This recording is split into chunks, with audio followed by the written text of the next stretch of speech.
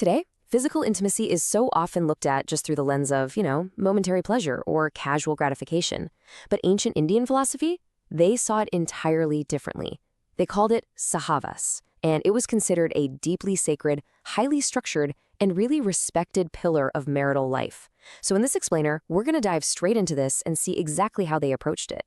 Historian Madhukana actually reminds us that, according to the philosophy of India's creation, the universe itself was born from cosmic desire. So sexuality, it was considered sacred. Ancient texts, like Vatsyayana's famous Kama Sutra from the 3rd century, they didn't treat intimacy as some kind of taboo, not at all. Instead, they mapped it out as a highly disciplined path to holistic well-being, longevity, and deep spiritual connection. It was all about mutual harmony, not just lust. We can break these ancient guidelines down into 3 main pillars. Theme 1, foundation.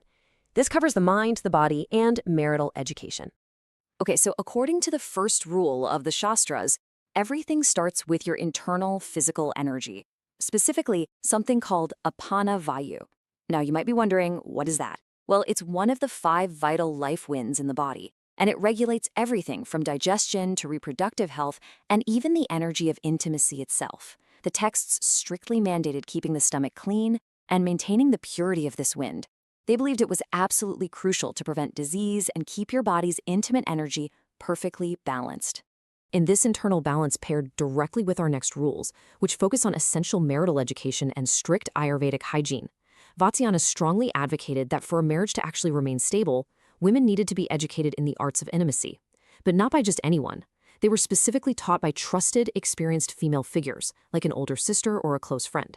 Paired right alongside this was a very strict Ayurvedic hygiene rule. Intimacy was completely prohibited during any illness or infection. The goal here was to protect both partners, plain and simple. Moving right along to theme 2, boundaries. Here we are looking at sacred times and spaces. See, the ancients didn't just have rules for the physical body. They mapped out highly specific external boundaries too. I mean, certain days like Amavasya, Purnima, Navratri, Shraddh, and get this, even Sundays, they were entirely prohibited. The ancient texts claimed that avoiding intimacy on these very specific days actually prevented domestic conflict and actively protected a family's prosperity. And the same exact strict boundaries applied to physical spaces. Temples, crossroads, under trees, or near a guru's home or a hospital, completely off limits, out of deep respect for the divine energies present in those areas. Timing also came down to the exact hour of the night, which was governed by segments they called prahars. So the ancient rules stated that only the first prahar, that's the early part of the night, was auspicious. They believed it attracted divine blessings for a virtuous child.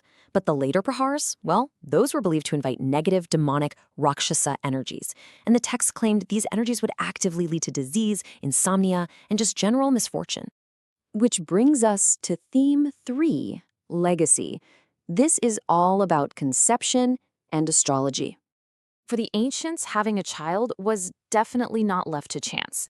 It was treated like a highly calculated science. Rules 7 and 9 focused intensely on protecting the unborn and aligning with the cosmos.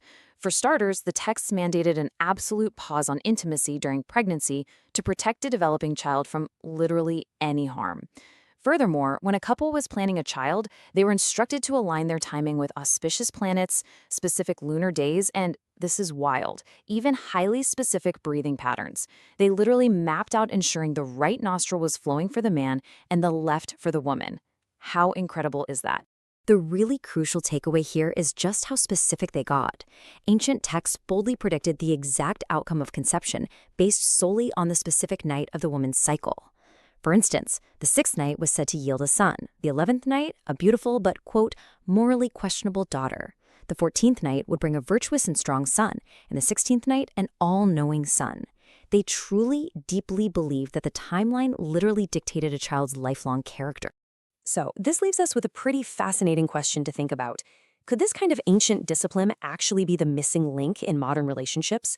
Now, sure, we might not be aligning our breathing or tracking the lunar cycle quite so literally today, but there is a really powerful lesson here.